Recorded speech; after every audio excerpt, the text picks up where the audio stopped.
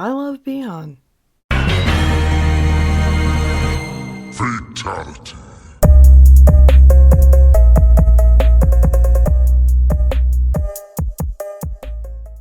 Welcome back to another episode of Wake Up 3. This is round 49. We are your hosts, Cam And Molly, and this is a fighting game podcast from a couple who loves fighting games. That is right, and as usual, I've got the mix up to start things off.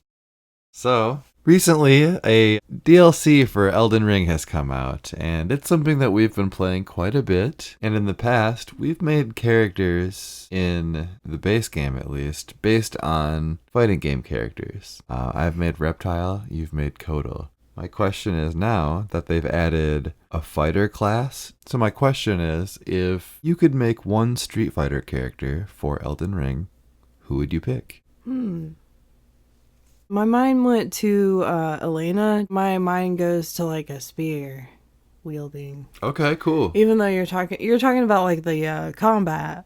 Right, style? but that's fine, yeah. Okay. That could be part of it. Okay, well, I guess, yeah. I'm gonna go with Elena. Okay. She's my favorite. Yeah, not too surprising, but, that's okay. That's a good answer. Okay, Cool. cool. What would you say? What would I say? I would go with something a little bit more rough and tumble, I think. Something a little more right in your face. Guile. No way, what? My mouth just like dropped when you said that. No, I might go with Ken. Oh, I was thinking okay. Ken. Okay. I think that would be a fun... Imagine playing Ken in the world of Elden Ring. I'm for it. Yeah. I am always for some Ken. Yeah. I think I would go with Ken. Well, it's good to be back. This Yeah. is our first time back. We're recording a new episode here this week, and we have a lot to cover today. So, for our weekend fighting games, since it's been, a month plus, I kind of just wanted to run by what we've mostly been playing in terms of fighting games. So, I want to start off with, we did play some Third Strike. I think it was because of the Season 2 announcement of characters. Aside from that, a little bit of Street Fighter 6. And then we also played a game that I would not have considered a fighting game before. It is Multiverses. It's a platform fighter, and it's a little bit different than the norm, than what we usually play. It's not a 2D or a 3D or anything like that. It's a platform fighter. I had no intentions of playing this game. Cam got me to join the 2v2 life, and we've just been playing as teams in this little game. So yes, we played a lot of that, and we'll talk about that more later. But for the rest of the episode, we kind of just have a slew of bullet points of things that have occurred over the last few weeks that we wanted to talk about, that we've been dying to talk about some of these things. A lot has been going on, and just in quick succession, it seems. To start, the event season has officially kicked off with big summer events such as Combo Breaker. So that happened. We missed that, but that was kind of the kickoff. Into May, into DreamHack, then we had CEO, and soon we're going to have Evo. So there have been some moments, some noteworthy moments here and there, things that have definitely sparked discussion. There have been. We didn't mention Final Combat. Okay, so throw that in there. So I just want to make sure we throw that into events, because that's the Capcom Cup, Street Fighter, that's the MK equivalent of Capcom Cup, basically. So it's Final Combat. It's the big one for MK1. So we'll make sure we get there as well. That was in June. So at Combo Breaker, there was an incident where, unfortunately, while competing in MK1, player King Gambler was interrupted during a set. So this wasn't just someone talking next to you. This was someone invading your space, removing your earphone from your ears to talk in your ear. Yeah. Oh. Tapping you on the shoulder repeatedly, and yeah.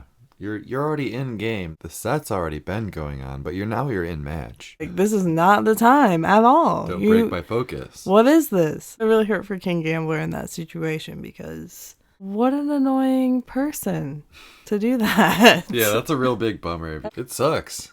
It cost him the match, and that cost him Final Combat, because if he had won that match, he would have been guaranteed to make it into Final Combat. That being said, I did want to talk about Final Combat a little bit. It took place in Toronto, which is different.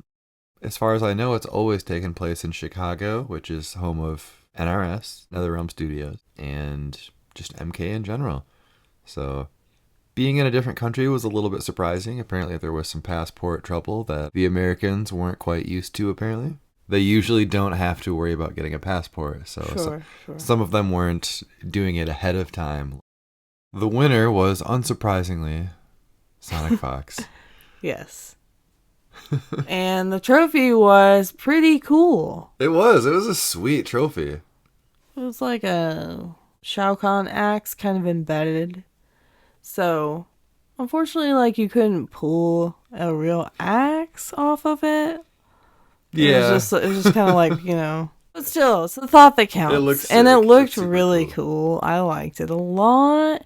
They also kind of made a fun little stage. They tried to make it like Shang Tsung's stage in MK1. Not the Flash Lab, but the upstairs No, part. yeah, his little study. So yeah, they put on a little decorative stage with where the players competed, and yeah. I thought it looked good. It was a fun setup. It was a lot of Johnny and Peacemaker, and as far as cameos, I think it was mostly Janet Chameleon, like the most recent 2 big ones that have come out. Mm-hmm. Unfortunately, it was a lot of people just playing the same characters. It seemed like it was very, very noticeable, maybe even more so than when people were upset about having to watch a ton of Luke and Ken during the Capcom Cup. Well, so we kind of talked a bit about boundaries being crossed in a tournament setting, and there was kind of a bit more of that went on at CEO in a different way, with some throwing, some pop-offs that led to damaged equipment. And once again, unfortunately, this was an MK1 player again, or incident again. I think with this one, you know, it happened, it was resolved, so like that's all good. But yeah, no big deal. And it was the winner of the whole MK1 bracket, so he did throw a chair and kind of damaged a light, but he paid to repair it, and they're all good. It's all resolved, all taken care of. Next up, we have to talk about, of course, the Season 2 reveal of Street Fighter 6 as far as the DLC lineup. Yeah. Now, this happened, I think, a bit sooner than I was expecting. Definitely. Much sooner than I was expecting. And was it who we were expecting? No. If you listen to last week's episode, it was not at all what we were predicting. Well, that was more of a game than a prediction. Right. But yeah, we were very off. We didn't even expect to have the answer so soon. And now we have one of them already. That's another thing. So it's Bison, Elena, and then you have guests from SNK, Terry Bogard, and Mai. Yeah, that is a shock. That was a huge shock. It's a huge shock, yeah. And that one was kind of fun because for the guests, the trailer starts out and Jamie and Luke are playing video games on a sofa, just chilling, and it looks like they're kind of like nudging each other, like, I'm going to beat you this time. And then in walks a stranger that it looks like is semi-familiar to at least Luke. It's Terry. That's crazy. That's insane. This is the first time Street Fighter has ever had a guest. So, what are your thoughts on that? On the first Street Fighter guest being Terry. And not only that, but Terry and Mai. I was shocked. It's interesting too, because for me personally, I feel like I just recently got into the bridge between Capcom and SNK and like learning about all of their joint games in the past from we just talked about a lot of them in our Akuma episode.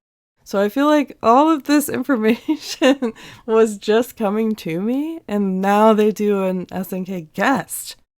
Crazy. Yeah, 2 of them. Crazy. I love it, though. I love it. I don't picture myself playing Terry at all, but I'm going to buy him anyway. Yeah. She could be fun. Yeah, I think she'll be cool. I'm looking forward to trying her out, especially with the Street Fighter system. I wonder if they're going to have just like the normal Drive Rush, Drive Impact Street Fighter system, or if they'll bring in something from their own game. Kind of like how Akuma played very differently in Tekken 7 compared to the rest of the Tekken cast. Yeah. He played by his own rules. I wonder if Street Fighter will do something like that. I hadn't really thought about that, honestly, but I am looking forward to seeing both of these characters in the Street Fighter 6 model. That's going to be exciting. Terry is the next one to come out. As we mentioned, Bison is already here. He's already here. There was no stopping him. He rode it on his horse. Yes, so we've got M. Bison. He showed up, I want to say like 2 to 3 weeks after the announcement trailer came out. And he's got his horse, H. Bison. Yeah, it's actually called H. Bison. Yeah, so we've got M. Bison riding around on his horse, which is Horse Bison, H. Bison. Yeah, and M. Bison, Man Bison. Right. Horse Bison, Man Bison. Got it. Yeah. Right, yeah. We get these two, and what are your thoughts? I think I've expressed I don't really care much for Bison. I kind of thought when I saw him in Street Fighter 6 that he looked cooler than normal, but, you know, at the end of the day, it's still Bison, so not for me. That's kind of my thoughts on it. I do think he looks very well done. Mm-hmm.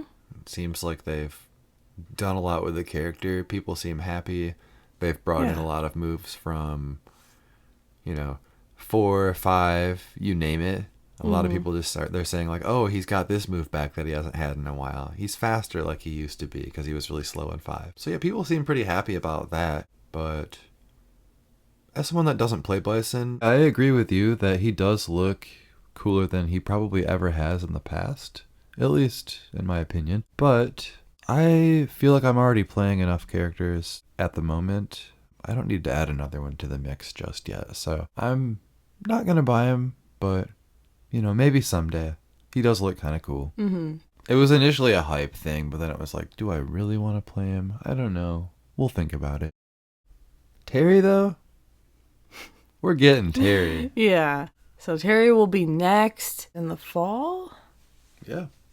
Early fall, I believe. Last year, Rashid came out in August. It's possible that we could get an Evo trailer. That would be really cool. And then we have to talk about the other Street Fighter character who will be joining the Season 2 DLC lineup, which is Elena. Yeah. One that you've been looking forward to and praying for a while, ever since you first found out about her. She is going to be released in the spring, right? Yeah, So she'll be last. Yeah, she'll be the final character. So she should be pretty hype. She's got, from what we can tell so far, Elena looks aged up, if you will. Her hair is a bit longer. She's got like a new style with her hair. And she also has, of course, a new outfit that will be her Street Fighter 6 look. She's got a bandana. And then she has this kind of, I think it's kind of fun. I'm not really sure what the perception is really of this outfit. But she kind of has like a zebra pant going on. Yeah, she's got pants. Yeah, she has pants. Yeah, she's got pants. I think people like them. Yeah, I haven't seen anything negative, so I guess there's that. And people know for a fact that her second outfit is just going to be her classic. Right. So exactly. Everyone's going to be happy.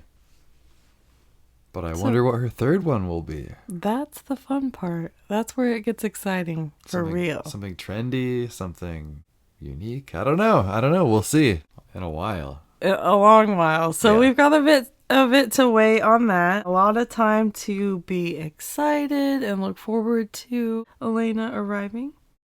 And a lot of time for me to stay on my Lily game and try to get this character up the ranks a bit more. We'll see. But yes, that is the Season 2 lineup, which they covered so quickly. It came out so fast. I wasn't expecting. Yeah. I was not expecting the speed. Neither was I, yeah. Especially with the speed that Bison just immediately came out. That too. He truly just Boom, kicked here off he is. Season 2. I mean, it feels like Akuma just came out. It still does. It still feels that way. It definitely sets a really exciting pace, you know, even though I have to wait until spring for Elena. I've got 2 SNK characters coming down the line. Right, yeah, those are the 2 I'm next so excited. characters. Personally, I'm looking forward to Mai even more so than Terry. I think that her translation into Street Fighter could be really cool. We'll see. Yeah, we'll see how it goes. I'm really looking forward to it either way. From there, we have to hit a topic briefly here. It's going to be pretty much just Cam. All Cam. And that is the Marvel vs. Capcom announcement.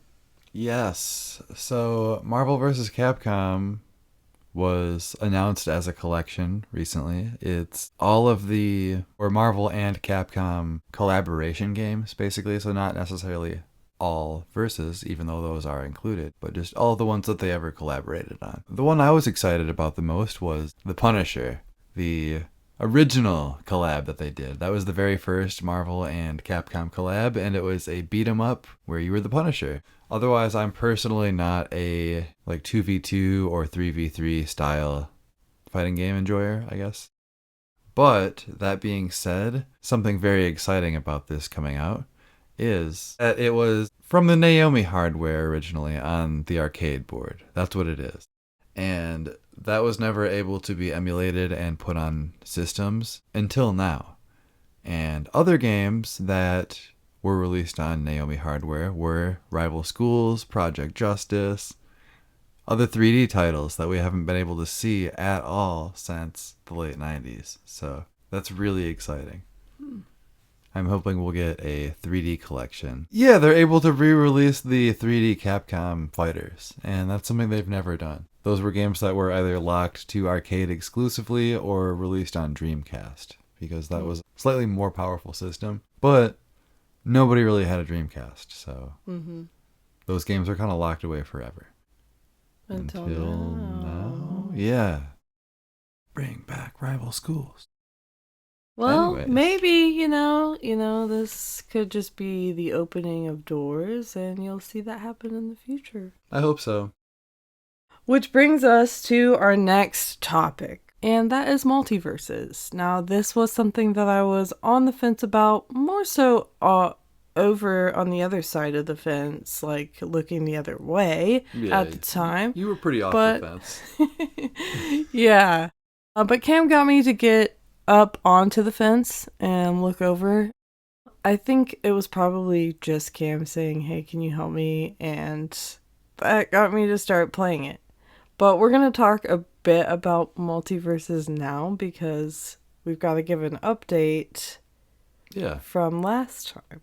Yeah, we've been playing it quite a bit over the last month, 6 weeks, whatever it's been. And I've personally been really enjoying it. I think it helps that we play in teams. It's a 2v2 game, and we have a team all the time. So every single time we play, we've got a 2v2 team, and we're able to practice together in that way. And it just makes it a lot of fun. We've got a lot of different teams because we've got a lot of different characters unlocked, which I guess is something we should talk about a little bit as well, because when you first get the game, you only have one character unlocked, right? Just Shaggy? Mm-hmm. Yeah, so you start with just Shaggy and then have to unlock people as you go through free-to-play, which I think it's fine. How many people do you really need all at once, you know?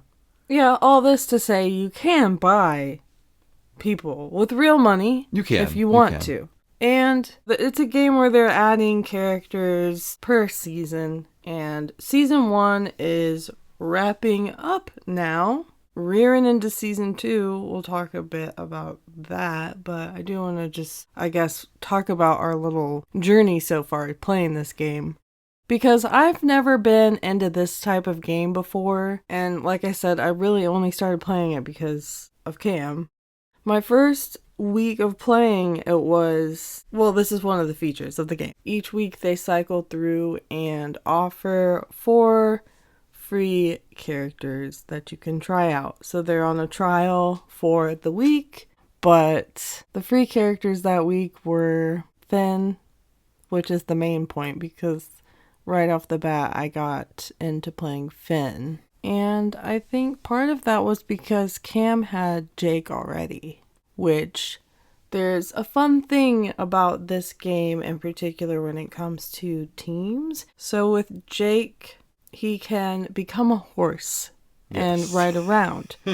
And what this offers to your teammate is a ride. You can hop on. It doesn't matter who you are. You don't have to be Finn, but it's fun because they're actual friends. Yeah. But, you know, you can be Jason and ride on the horse. Ride on the horse. Yeah, it's just fun. But, they call it charge, and you just charge forward on your Jake the dog shape-shifting horse, and I guess just crash into the opponent. Yeah, so first I got into Finn first, and he ended up being, after the trial week, he ended up being the first character that I spent my little in-game currency that you earn over time. Yeah, I bought him, and he's been my most played character since. He's still my most played character, even though recently we've been branching off quite a bit, and I really don't play Finn as much as I did before. Yeah. At all. There's nowhere near the same focus on Finn these days, so. Yeah, I feel like over the last 6 weeks that we've been playing this game, there's been a huge cycle in the characters that we've played, but I think we're starting to settle into the ones that we kind of like the most. And that's still Jason for you, right? Oh yeah, that's definitely Jason for me. He's my number 1 for sure. And then my 2 and 3 kind of cycle here and there. Sometimes the 3 will drop out with number 4. But at the moment, I would say that it's Jason, Stripe, Jake. But that could change. Jason, Stripe, and Jake. Okay. Yes. That could change, but yeah, that's at the moment. What about you? I think What are your top 3 at the moment? I think my top 3 is Jake and the Gremlins. So Gizmo and Stripe. Okay. Cool. The Gremlins are my most recent purchases because they were free a few weeks ago. And during that week, Cam and I played Gremlins for the first time. That was the first time we could ever try the characters. And we had so much fun. It was quite the revelation. They weren't, for me before that, they weren't characters that I was thinking much about playing. Right. But now they're like my favorite characters Some of your favorites, to play. yeah, they're a lot of fun. So, yeah, Gremlins and Jake. Cool. Because Jake just has the most delicious moveset. Like, he has fun moves all around. I just love them all. And to have a character that you think of and you don't think of any of their moves being moves that you ever don't like using or don't prefer to use, like, that's nice, you know? Yeah, definitely. Yeah. Definitely. That's fun. That's how I feel about Jake. That is pretty much my exact thought on Jason. Every move has a use, just depending on where you are. Anyways, season 1 is just about over with. Mm-hmm. And season 2 should be out by the time episode 50 is out. Because this coming week, we're going to have some news. We still don't know who it's going to be for season 2, but... Right. Everything is leading up to Evo. So until that happens, we are just floating in the ether, waiting, wondering, speculating.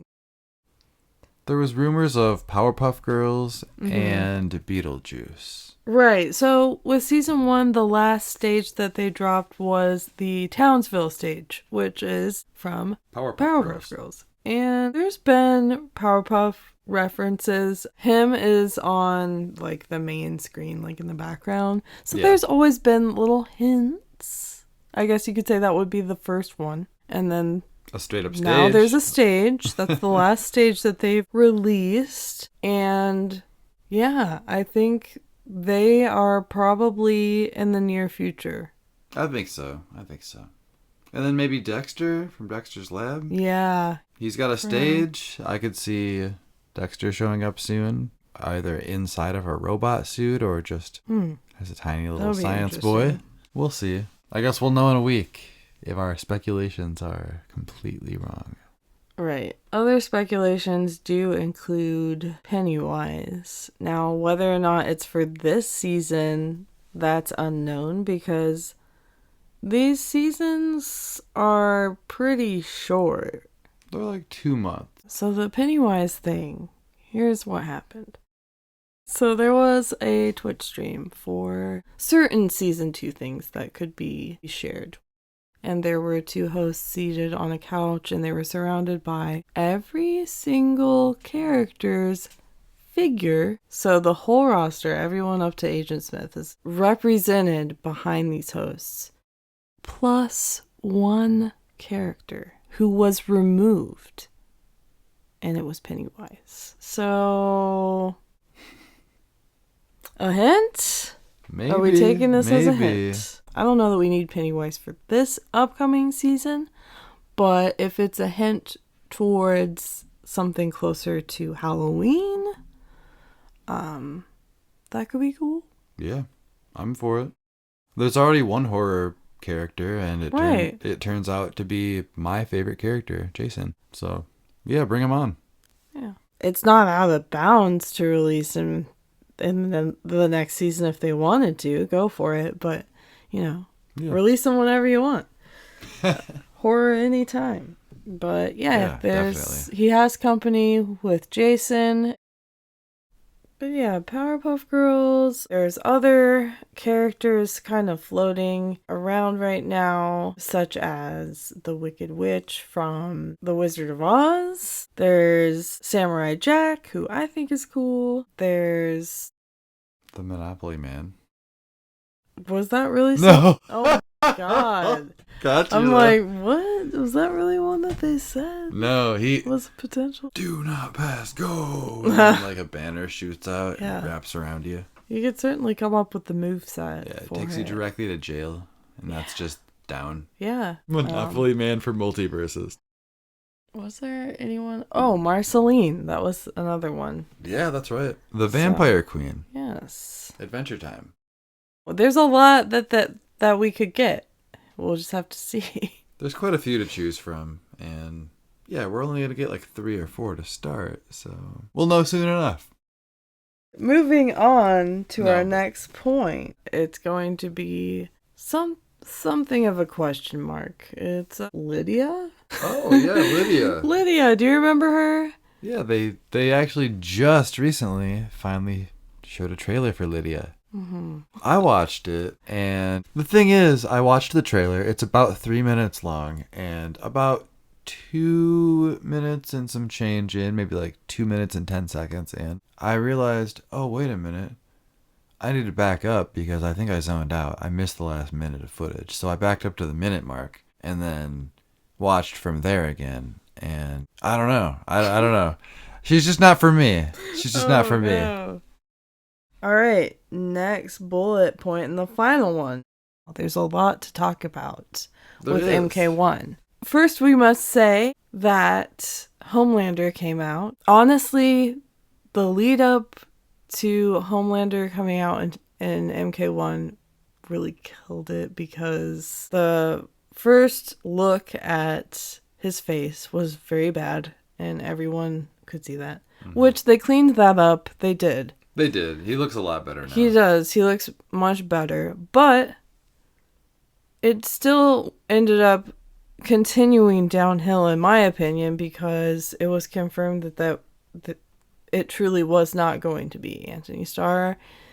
The rumor, or not the rumor, but his comment was confirmed. Right. So that didn't change. It's weird because they have his face, but not his voice. His moveset is in the same attitude of can't do too much. There's just really not much to it. It's really straightforward superhero stuff. It's And if you like that, that's great. I mean, I'm happy for you, but for me, it was just kind of like a letdown of like, I kind of wish there was more like fuck you moves. Just something that had more of, because we're watching The Boys season 4 now, and Homelander is really the only thing that's keeping me invested in this story still. In this particular season, at least. For sure in this season.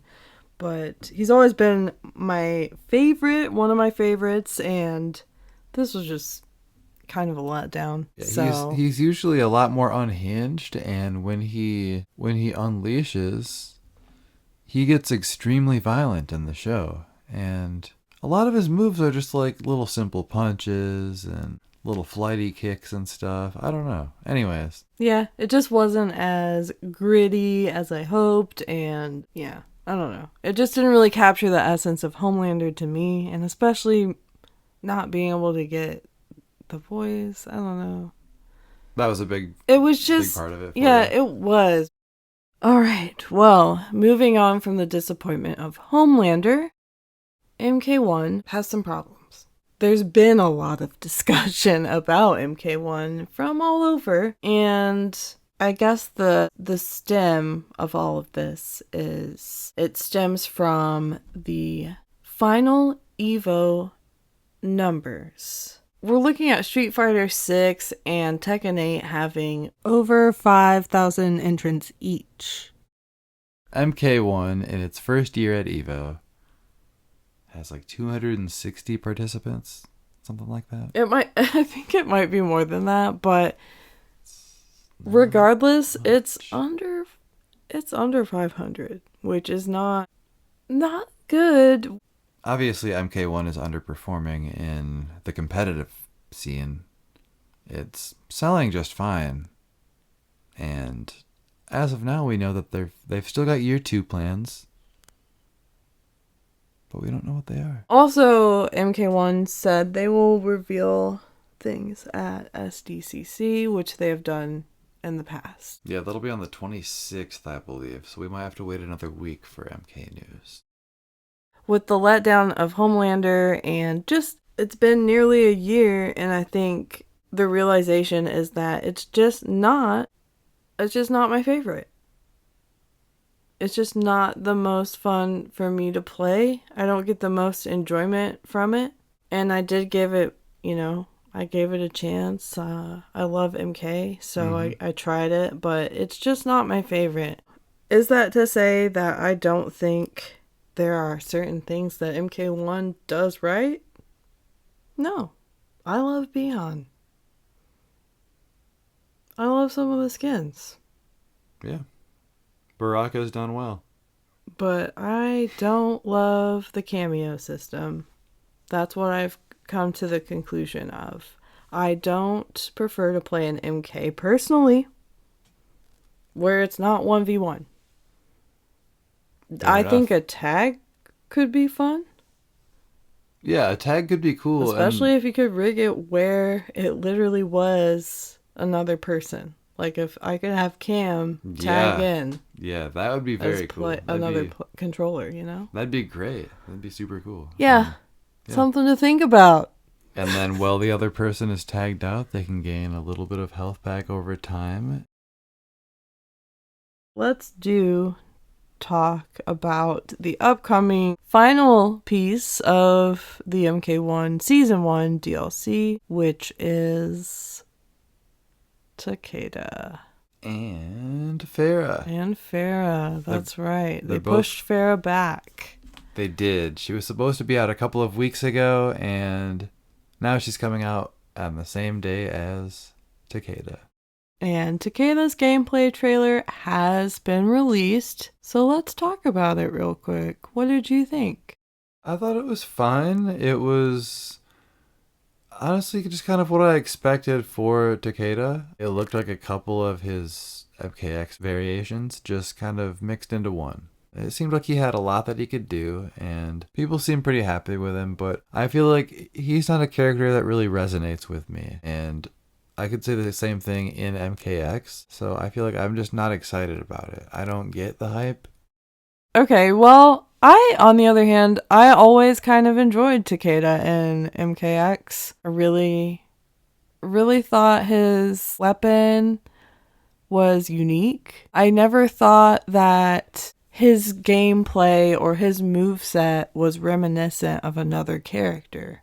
Now, when I watch this trailer, I see a lot of Scorpion-inspired whip moves that Takeda now has. Is it a problem? No, because Scorpion was his teacher once. But do I love it? Also no. I noticed that and acknowledge it, but I think I'm indifferent to that. Now in MK1, it looks more Scorpion inspired, whereas before in his original appearance, where that was the only timeline, the only Takeda, we don't know who this MK1 Takeda is yet, but in MKX, sure, like Scorpion was his teacher and taught him, but Takeda's moves looked like Takeda. Now they look a little Scorpion-ish. Yeah, is this future Hanzo? Alternate Hanzo? Is this a different... Is this the Hanzo? The Hanzo. Well, yeah. So I was a little bit underwhelmed with his gameplay trailer. I've just realized that this game isn't really the Mortal Kombat for me. So Yeah. I've backed off and there are so many other fighting games right now. We're in an era where there's a ton of fighters and you've got to prioritize them. So why put all this time into a game that you don't love? I always have a soft spot for MK, so it doesn't take much for them to redeem themselves, I will admit, but I hope they do. What's your prediction for what they're going to reveal for MK1? I think that at the SDCC announcement, they're going to talk about whatever the next story expansion will be and whatever characters are going to come along with that. I think we'll get 4-ish characters, and I think they're going to show them off right away, or at least portraits of them, something like that. Like we'll at least see pictures of them, you know what I mean? Because I just have a feeling that it's going to go live right away, the pre-orders for that expansion. I feel like as soon as they announce it, within minutes, it's going to be online all over, and you're going to be able to pre-order it. Here's Conan O'Brien and 4 ninjas. And now we're caught up. We've said our piece of the conversation. Let us know your thoughts as usual. Leave us a comment. Send us an email. Thanks for joining us on another episode of Wake Up 3. You can follow along on Twitter at Wakeupthreefgc. And you can follow me, your host Molly, on Twitter at Concut. That's KAHNKUT. Cam, where are you? I am on Twitter and PlayStation at Big Rock Online. This is Wake Up 3, signing off. Bye.